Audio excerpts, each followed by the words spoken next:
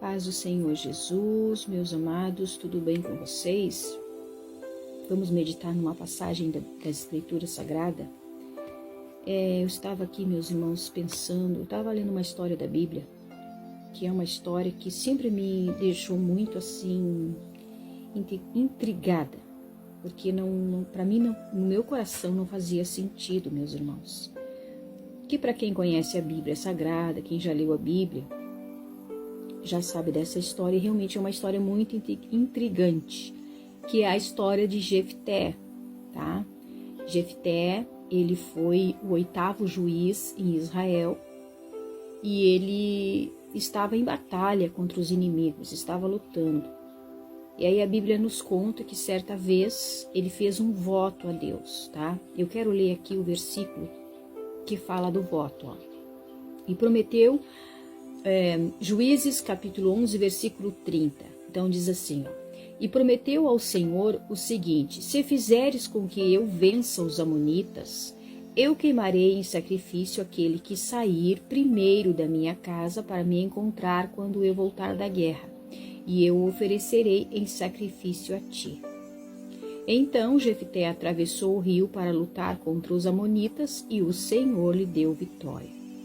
Ele derrotou os amonitas desde Aroer até perto de Minite, 20 cidades ao todo, e continuou até Abel-Queramim. Houve uma grande matança e os israelitas derrotaram os amonitas. Quando Jefté voltou para casa em Mispa, a sua filha saiu ao encontro dançando e tocando pandeiro, e era filha única, e ele não tinha mais nenhuma filha ou filho.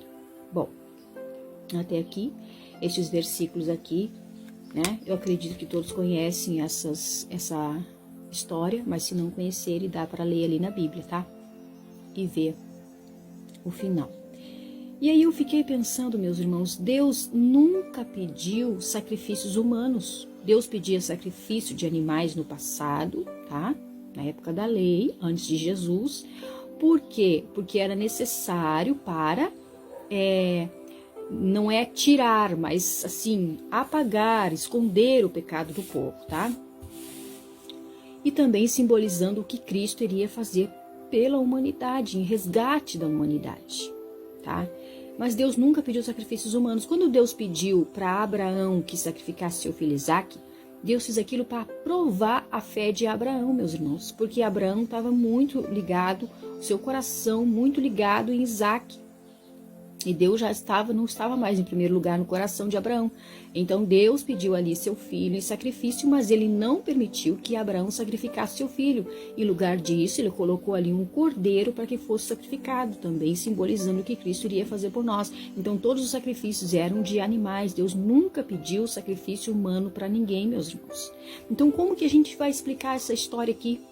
Aí a Bíblia vai falar lá em 2 Coríntios capítulo 11, versículo 14, que Satanás tem poder de se disfarçar até de anjo de luz, meus irmãos. E é dessa forma que ele usa pessoas, enganando, na maioria das vezes, enganando essas pessoas. Então, meus amados irmãos, a Bíblia também vai nos falar, lá em Jeremias 11, que o nosso coração é enganoso, que ele é muito corrupto. Quem é que pode sondar e conhecer o coração? Somente Deus, né? Então, o nosso coração, muitas vezes, ele nos engana. Então, eu vejo essa história assim, ó, pelo entendimento que o Espírito Santo coloca no meu coração, que aquele homem, Jefté, foi enganado pelo seu próprio coração e pelo inimigo das nossas almas. Então, como que ele age para enganar as pessoas, meus irmãos? Colocando ideias na mente das pessoas, colocando pensamento na mente das pessoas, que as pessoas pensam que aquele pensamento ou veio delas ou veio de Deus. E elas estão convencidas que aquele pensamento veio da parte delas ou veio da parte de Deus. Então ali Jefté estava ali precisando de uma vitória, e ele não confiou que Deus iria dar a vitória para ele se ele não oferecesse algo para Deus. Então ele ofereceu ali para Deus, irmãos, algo que lhe custou ali a vida da sua filha. E aquele pensamento que veio na mente dele não foi dele, foi do próprio inimigo, meus irmãos. Foi o próprio inimigo que colocou aquele pensamento na mente de Jefté para que ele oferecesse então ali aquela oferta para Deus. E assim ele fez. e não era Deus que estava ali. Se a gente acreditar que Deus aceitou aquilo ali, que Deus estava por trás daquilo ali, fica muito estranho, meus irmãos. Em toda a Bíblia eu não vejo Deus assim. Deus é Deus de justiça, sim. Deus é Deus de santidade, sim. Deus é Deus que não é conivente com o pecado, sim, meus irmãos. Deus vai julgar os ímpios, os maus, os perversos, sim, meus irmãos. Tudo isso eu acredito, mas Deus nunca pediu sacrifício humano. Pelo contrário, o único sacrifício que foi feito foi o do nosso Senhor Jesus Cristo, humano, né? Por nós, por resgate de toda a humanidade. E aí houve outras pessoas que também foram sacrificadas na cruz? Sim, foram, porque eram as leis da época, mas não que Deus quisesse, não que Deus tivesse pedido. Deus, meus irmãos, não tem prazer no sofrimento das pessoas. Deus não tem prazer, é por isso que o Senhor Jesus Cristo veio para oferecer a oportunidade das pessoas se salvarem. Porque Deus não tem prazer no sofrimento. Então, meus amados irmãos, essa história é muito triste e aquele homem foi enganado pelo inimigo. Então, quando nós vemos esse tipo de história na Bíblia Sagrada e outras histórias também que a gente às vezes não consegue entender, tudo isso é a ação do inimigo na mente das pessoas, meus irmãos, enganando o coração das pessoas, enganando o sentimento das pessoas, enganando os pensamentos, distorcendo os pensamentos das pessoas. E as pessoas pensam que aquele pensamento veio dela ou veio de Deus e às vezes não tem nada a ver com Deus. Então o que nós temos que fazer para que a gente possa não cair nesses enganos do inimigo? Porque ele é muito ardiloso, irmãos. Ele é muito inteligente, o inimigo da nossa alma, para nos enganar. Nós temos que estar sempre orando e não tomar nenhuma decisão precipitada. Às vezes a pessoa está no calor daquela emoção, naquela vibração ali, né, naquela expectativa, e a pessoa toma uma decisão no calor da emoção. E aí depois ela pode se arrepender amargamente, porque aquela decisão não veio dela, mas veio inspirada pelo inimigo, meus irmãos. Ela veio ali, alimentada pelo inimigo da nossa alma, sabe? Ela veio ali fomentada pelo inimigo da nossa alma. Então nós temos que tomar muito cuidado, porque a Bíblia nos adverte sobre isso. O apóstolo Paulo falou muitas vezes sobre a sutileza do inimigo. E ele ainda diz assim, não ignoreis os ardis de Satanás, meus irmãos. Nós não podemos ignorar a sua astúcia, a sua inteligência para enganar as pessoas. Então nós estamos vivendo neste mundo, nós estamos vivendo num mundo assim, meus irmãos, onde muitas pessoas têm sido enganadas, muitas pessoas têm sido enganadas. Às vezes elas estão falando como se fosse em nome de Deus e elas têm certeza que é de Deus, mas não é de Deus. Então, meus amados irmãos, que Deus tenha misericórdia e nos ajude. Nós precisamos, meus irmãos, manter a comunhão com o Espírito Santo. Nós precisamos manter, meus irmãos, a comunhão e sentir a presença de Deus e saber que Ele está nos guiando, nos dirigindo, principalmente aqueles que ensinam a palavra, para não passar coisas erradas para as pessoas, para não passar, muitas vezes, ser instrumento do inimigo, mesmo sem querer, tá? Então, meus amados irmãos, que Deus tenha misericórdia de nós, que Deus nos ajude. Imagine só o sofrimento daquele homem por um pensamento que Deus não pediu para ele. Deus permitiu. Deus permite nossas escolhas, Deus permite nossas decisões, aquilo que a gente escolhe, aquilo que mesmo que seja fora da vontade de Deus, Deus permite. Mas Deus não pediu aquilo para ele. Eu não consigo conceber na minha mente e nem aceitar de maneira nenhuma que Deus pediu aquilo ali. Deus nunca pediu sacrifício humano, nunca. De animais, sim, antes de Jesus, somente antes de Jesus. Depois de Jesus, nunca mais Deus pediu sacrifício de ninguém, nem de animais, meus irmãos. Porque o sacrifício de Jesus Cristo foi suficiente, é suficiente para todos aqueles que crerem e aceitarem Jesus Cristo na sua vida como seu Salvador. Tá? Então ele é suficiente para apagar, para tirar todos os nossos pecados. E a Bíblia diz que Deus perdoa nossos pecados e lança no mar do esquecimento e não se lembra mais. Para que a gente possa viver uma nova vida com Cristo, com Deus, agora em paz.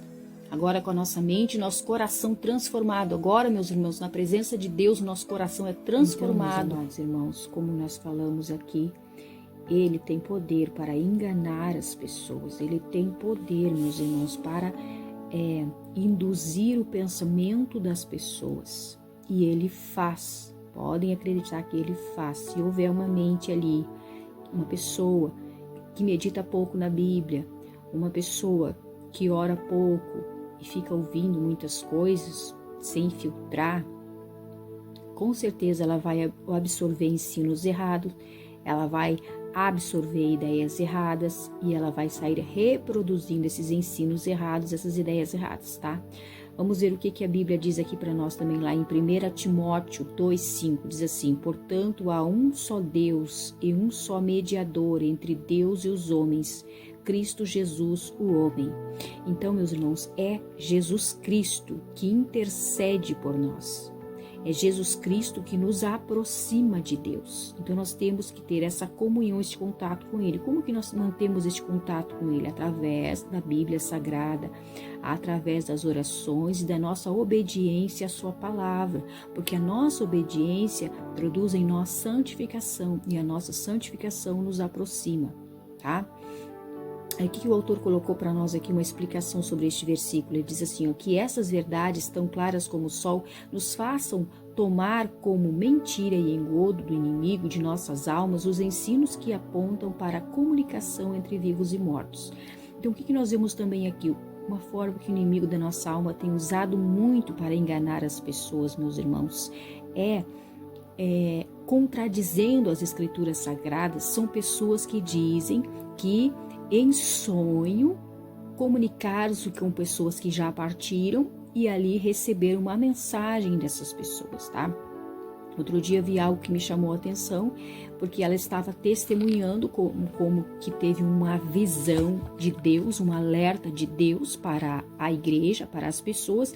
Então ali a pessoa, né, a cristã, estava dizendo que ela, em sonho, foi até o inferno e lá no inferno ela comunicou-se com uma pessoa que já havia partido e essa pessoa disse, olha, mande avisar os meus parentes para que não venham para cá, avise fulano, avise ciclano. E ali ela dizia e falava aquilo como que em nome de Deus, que aquela pessoa estava ali, lá no inferno, e comunicando com ela que avisasse os parentes. Semelhante àquela passagem que nós vemos ali, meus irmãos, que está nas Sagradas Escrituras, de Lázaro e o rico, né? Onde ali o rico foi para o inferno e pedia para que Abraão avisasse os seus parentes para que não fosse para ali. Ele disse, não, há um grande abismo entre os que estão aqui e os que estão lá vivos. Não há comunicação, não tem como se comunicar. Então a Bíblia proíbe esse tipo de comunicação, meus irmãos. Aí, como que Deus agora vai usar uma pessoa, tá, para trazer um alerta para a igreja, sendo que essa comunicação veio de uma pessoa que já partiu? Essa advertência veio de uma pessoa que já partiu. Então, Deus estaria se contradizendo? Então, Deus estaria indo contra a sua palavra? Não, meus irmãos, Deus não se contradiz. Deus não vai contra a sua palavra. Então, não há comunicação. Por que eu estou falando sobre isso? Isso é um assunto bem polêmico, mas eu estou falando sobre isso porque eu também sonho às vezes com pessoas que já partiram e vêm trazer um recado para mim. Então, o que acontece? Várias vezes já sonhei assim, meus irmãos. Pessoas que já partiram e elas vêm comunicar comigo. Então, o que eu faço? Eu oro e repreendo porque eu sei que não é a pessoa. Não é o ente querido que veio falar comigo, mas é um demônio, tá? É o inimigo se passando por aquela pessoa, meus irmãos. Tá?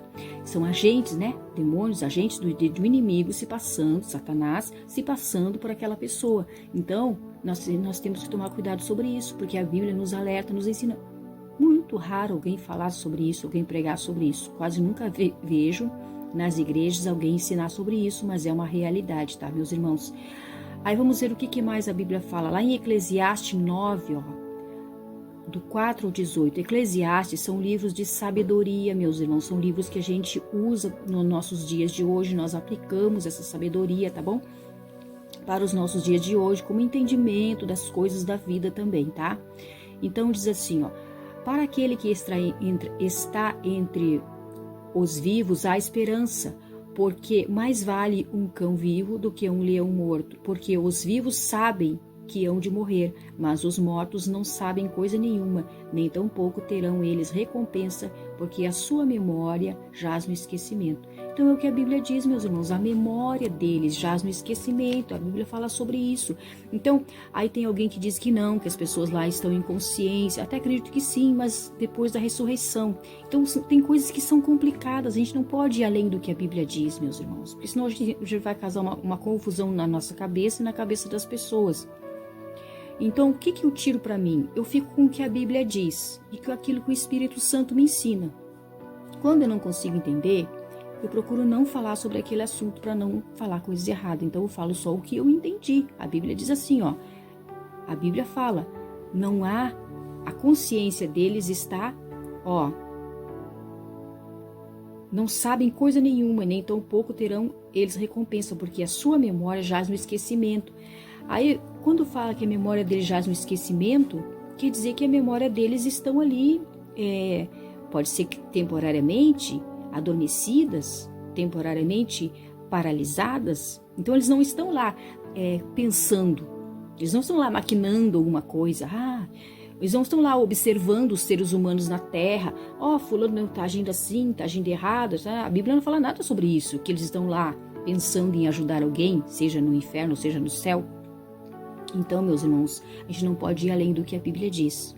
Então, existem coisas que são complicadas, sim.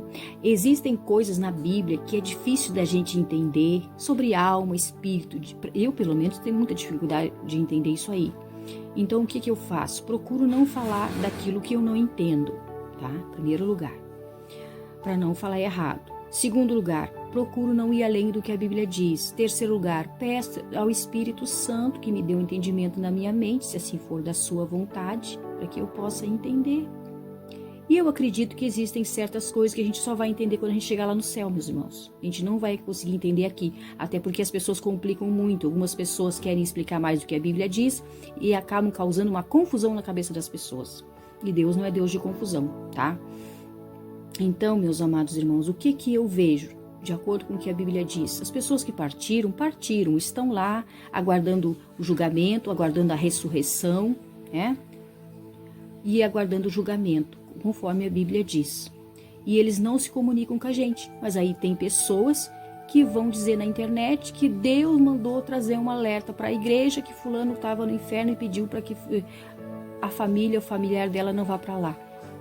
Não tem cabimento, gente. Deus não vai contra a sua palavra, tá? E aí tem muita gente que acredita e acha que isso é de Deus. Não é de Deus, porque Deus não vai contra a sua palavra. Se Deus escreveu a sua palavra, deixou a sua palavra para nós, aí depois ele vai mudar de ideia, aí ele vai usar uma pessoa para modificar aquilo que já está escrito na sua palavra, não faz sentido nenhum, meus irmãos.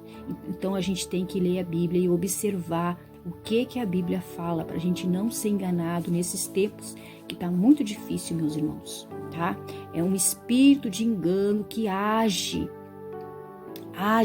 furiosamente, com muita pressa, para enganar as pessoas e afastá-las da presença de Deus. Então nós temos que tomar muito cuidado com isso, tá bom? Deus te abençoe, beijo no coração.